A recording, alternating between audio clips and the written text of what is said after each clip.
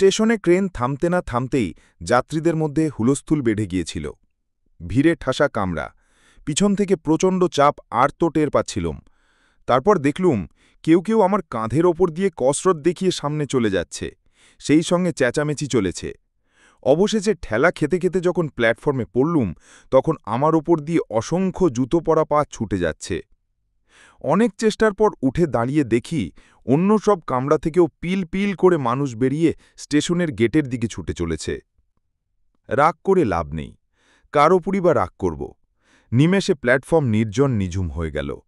কাঁধের ব্যাগ আর পোশাক ঝেড়ে জুলে রুমালে মুখ মুছলুম। ট্রেনটা হুইসেল বাজিয়ে আস্তে সুস্তে চলে গেল।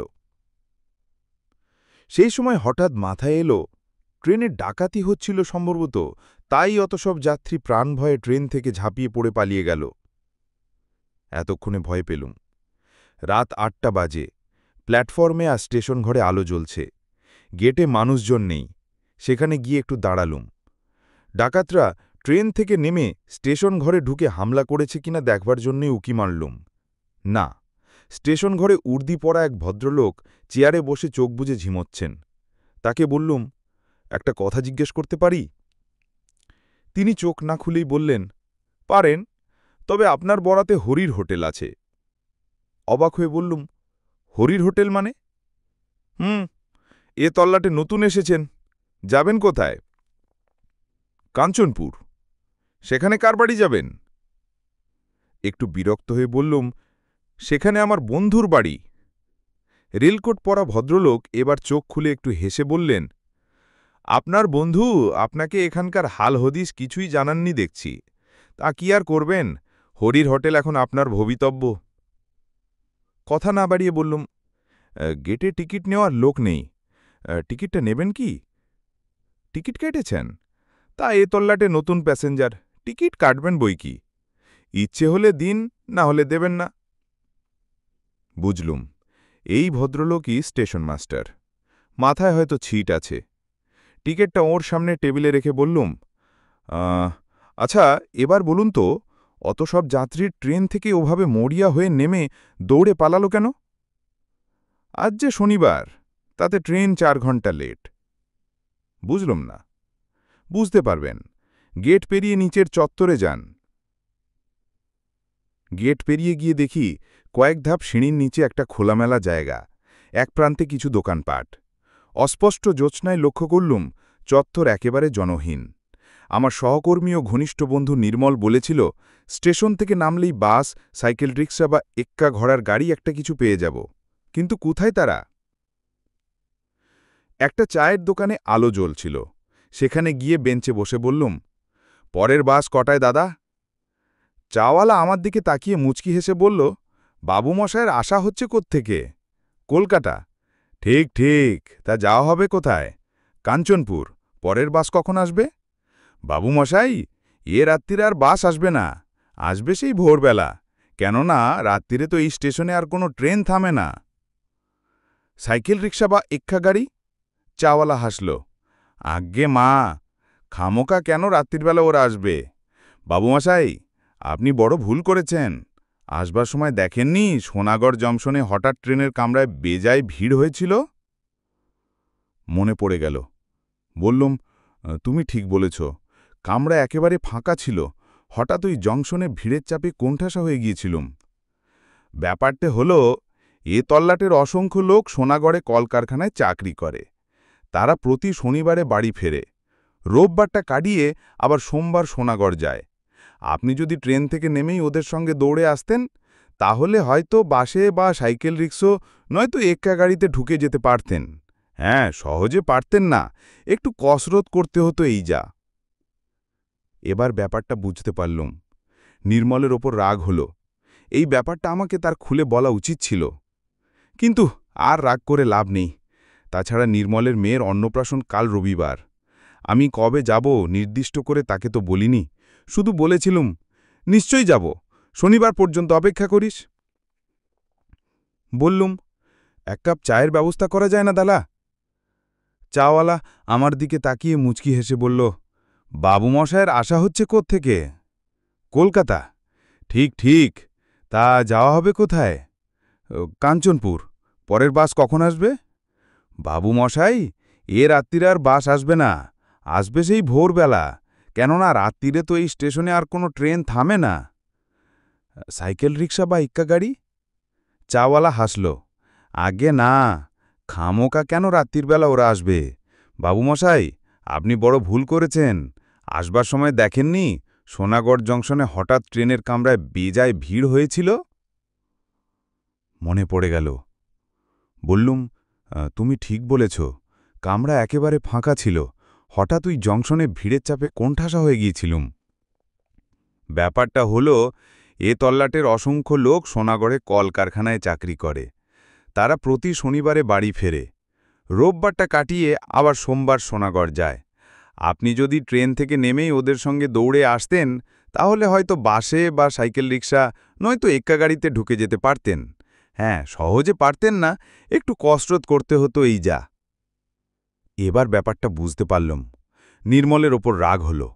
এই ব্যাপারটা আমাকে তার খুলে বলা উচিত ছিল, কিন্তু আর রাগ করে লাভ নেই। তাছাড়া নির্মলের মেয়ের অন্নপ্রাশন কাল রবিবার। আমি কবে যাব নির্দিষ্ট করে তাকে তো বলিনি, শুধু বলেছিলাম, নিশ্চয়ই যাব, শনিবার পর্যন্ত অপেক্ষা করিস। বললুম, এক কাপ চায়ের ব্যবস্থা করা যায় না দাদা? চাওয়ালা গম্ভীর মুখে মাথা নাড়িয়ে বলল, না বাবু মশাই, উনুনে আমার রাতের রান্না শেষ করে জল ঢেলে দিয়েছি, আর চা করার কোনো উপায় নেই। আচ্ছা, এখানে হরির হোটেলটা কোথায়? লোকটা যেন চমকে উঠল। হরির হোটেল? এর আগে কখনো হরির হোটেলে খেয়েছিলেন নাকি? না, আমি এই প্রথম এখানে আসছি। হরির হোটেলের কথা স্টেশন মাস্টারের মুখে শুনলুম। ও, হরির হোটেলে যখন যাওয়ার ইচ্ছে হয়েছে, চলে যান, তবে একটু দেখে শুনে যাবেন, বলে চাওয়ালা আমার মুখের সামনেই দোকানে ঝাঁপ ফেলে দিল। এখানে দেখছি সবই অদ্ভুত, লোকজনও অদ্ভুত। হরির হোটেলে যেতে দেখে শুনে যাব কেন? কিছু বোঝা গেল না। এতক্ষণে চাঁদ আরও উজ্জ্বল হয়েছে, সব দোকানপাট বন্ধ, শুধু শেষ দিকটায় আলো জ্বলছে। সেখানে গিয়ে দেখলুম একটা ঘর খোলা আছে। দরজার কাছে টেবিলের সামনে একজন রোগাটে গড়নের কালো রঙের লোক বসে আছে, পরনে ধুতি আর হাতকাটা ফতুয়া। ভিতরে দুসারি লম্বা বেঞ্চের সঙ্গে উঁচু ডেস্ক আঁটা। দেখেই বোঝা যায় এটা একটা হোটেল। এই তাহলে হরির হোটেল? লোকটি আমাকে দেখেই কেন যেন সবিনয়ে সজোরে করজোড়ে নমস্কার করল। আমিও নমস্কার করে বললুম, এটাই কি হরিবাবুর হোটেল? সে জিভ কেটে মাথা নেড়ে বলল, আজ্ঞে স্যার, দয়া করে আমাকে বাবু বলবেন না, আমি একজন সামান্য লোক। বাইরে টাঙানো সাইনবোর্ড দেখুন, লেখা আছে অন্নপূর্ণা হোটেল, কিন্তু এ তল্লাটে সবাই বলে হরির হোটেল। ঠিক এই সময় আমার মনে পড়ে গেল, আজ বেলা 11টায় খেয়েছি, তারপর ট্রেনে বাড়তিনেক বিস্বাদ চা, আর একই সময় ডাল ভাত মাছের ঝোল মিশ্রিত লোভনীয় খাদ্যের তীব্র ঘ্রাণ আমার বাঙালি পেটে প্রচণ্ড ক্ষুধার উদ্রেক করল। শটান হোটেলে ঢুকে কাছের বেঞ্চে বসে বললুম, আমার খুব খিদে পেয়েছে, শিগগির ব্যবস্থা করুন হরিবাবু, ডাল ভাত যা হোক। হরি ডাকল, খেদা, ও ঘ্যাঁদু, ঘুমলি নাকি? ভেতর থেকে ঢোলা হাফ প্যান্ট পরা একটা নাদুস নুদুস গোলগাল গড়নের যুবক এসে একগাল হেসে বলল, তখন তোমাকে বলেছিলাম না হরিদা, দুমুঠো চার বেশি করে নি, আর তরকারি তো অনেক আছে। হরি বলল, তাহলে স্যারকে একখানা পুরো মিল দে। কিছুক্ষণের মধ্যে গোগ্রাসে এক থালা ভাত ডাল তরকারি মাছ পরম তৃপ্তিতে খেয়ে ঢেকুর উঠল। হাত মুখ ধুয়ে আর মুছে বললুম, অপূর্ব, খাসা আপনার হোটেলের রান্না, খেয়ে এমন তৃপ্তি জীবনে পায়নি। হরি বলল, অথচ ব্যাটা ছেলেরা আমার হোটেলের বদনাম রটায়। কি আর বলবো স্যার, আমার নামে থানায় পুলিশের কাছে নালিশ পর্যন্ত করেছিল। যাজ্ঞা সেসব কথা, আপনি আমার অতিথি স্যার, আপনার কাছে দাম নেব না। কিছুতেই হরি মিলের দাম নিল না। অবশেষে বললুম, ঠিক আছে, তাহলে আমাকে রাতে থাকার জন্য একটা ঘর ভাড়া দিন। হরি জিভ কেটে বলল, ঘর তো নেই স্যার, আমার হোটেল শুধু খাবার হোটেল, এখানে থাকার ব্যবস্থা নেই। আমি আর খেদা ওপরের ঘরে রাত্রির কাটাই, নিচে কি থাকার জো আছে? নানা উপদ্রবের চোটে অস্থির হইতে হবে। কি উপদ্রব? হরিবাবু, আমি এই বেঞ্চে শুয়ে রাত কাটাতে পারব, কোনো উপদ্রব গ্রাহ্য করব না। হরি হাসল, আপনার মাথা খারাপ, কথা বাড়িয়ে লাভ নেই, আমারও খিদে পেয়েছে। তা আপনি যাবেন কোথায়? কাঞ্চনপুর। দিব্যি জ্যোৎস্না রাত্রি, মোটে তো 3 কিলোমিটার রাস্তা, হাঁটতে হাঁটতে চলে যান, কোনো ভয় করবেন না, আমাদের এ তল্লাটে আর যা কিছু থাক, চোর ছিনতাইবাজ ডাকাত নেই, মনের আনন্দে গান গাইতে গাইতে চলে যান। অগত্যায় হোটেল থেকে বেরিয়ে আসছি, হরি হঠাৎ ব্যস্তভাবে ডাকল, স্যার শুনুন স্যার। ঘুরে দাঁড়ালুম। সে আমাকে অবাক করে 6টা অ্যান্টাসিড ট্যাবলেট আমার হাতে গুজে দিল। বললুম, অ্যান্টাসিড ট্যাবলেট কি হবে? হরি মুচকি হেসে বলল, বাইরের মানুষ, হরির হোটেলে খেয়েছেন, যদি দইবাত অম্বল টম্বল হয়। আপনি আমার এই রাত্রিরের একমাত্র খদ্দের স্যার, আপনি আমার সার্টিফিকেটও বটে। বলে সে হোটেলে ফিরে গেল। আমি এতক্ষণ একটু চিন্তায় পড়লুম। খেতে তো সবই সুস্বাদু মনে হচ্ছিল, তাই খেয়েছিও প্রচুর, প্যান্টের বেল্ট ঢিলে করতে হয়েছে, কিন্তু অ্যান্টাসিড কেন? দুধারে মাঠ, নির্জন পিচ রাস্তায় কিছু পুতুল আর জামা কিনেছি। নগদ টাকা কড়ি যা আছে তা তোমরা কেড়ে নিয়ে ভাগাভাগি করলে প্রত্যেকে একটা আধুলির বেশি পাবে না, কাজেই তোমরা কেটে পড়ো। আশ্চর্য ব্যাপার, কালো কালো মানুষের দল স্থির দাঁড়িয়ে আছে। তারপর আবার কিছুটা হিঁটে গিয়ে ঘুরে দেখি তারা সমান দূরত্বে আমাকে অনুসরণ করছে। এরা কারা? অজানা ত্রাসি শিউরে উঠলুম। সাহস দেখিয়ে খুব চেঁচিয়ে বললুম, সাবধান, আমার কাছে রিভলভার আছে, আমি কিন্তু পুলিশের লোক, গুলি করে মুন্ডু উড়িয়ে দেব। কিন্তু এই হুমকি তো কাজ হল না। আমি যত দ্রুত হাঁটছি তারা একই দূরত্বে নিঃশব্দে হেঁটে আসছে।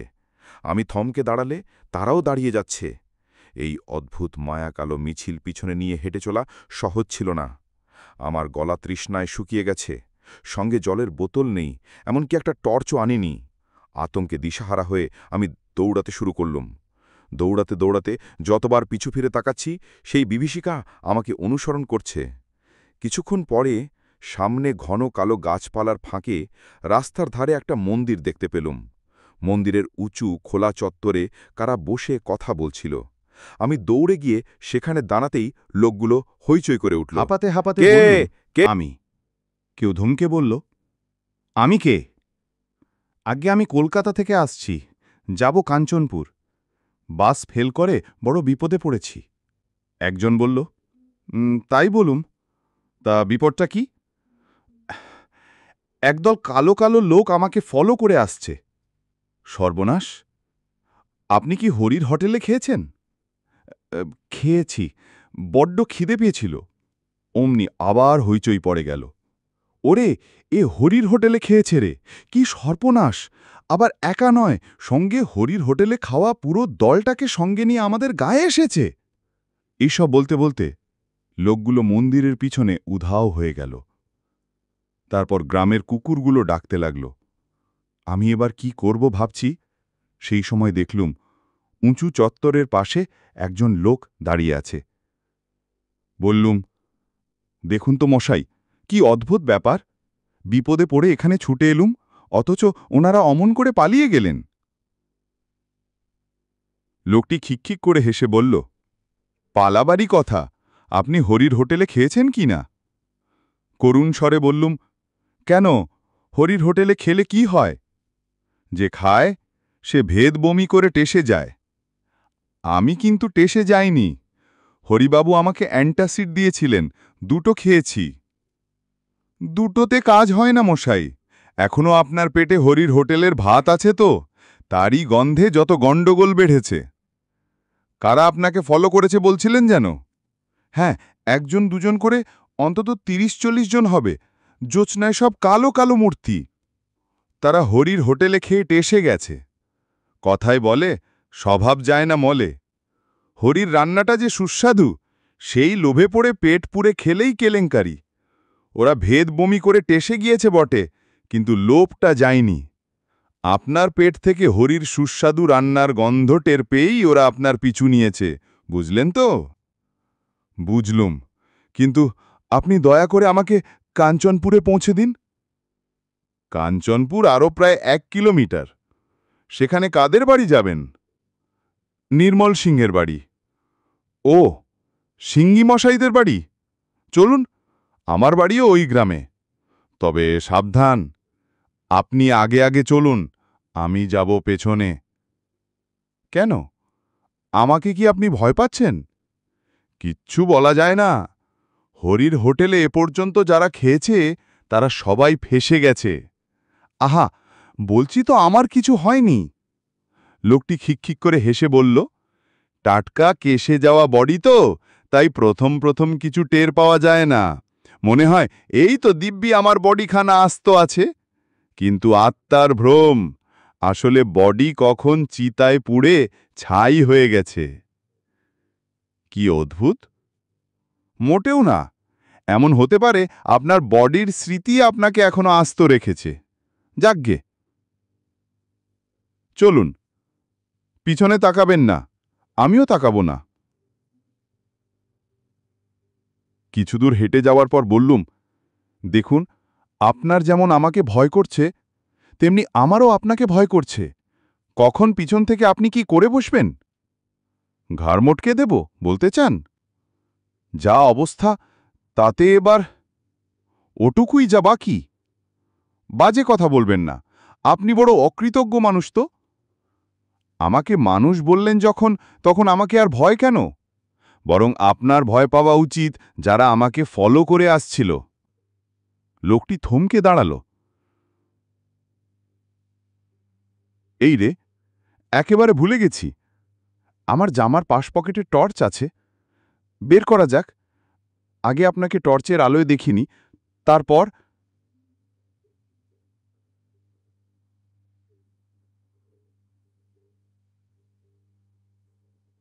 এখনো কেউ পিছনে ফলো করছে কিনা দেখা যাক, বলে সে টর্চ জেলে আমাকে খুঁটিয়ে দেখল।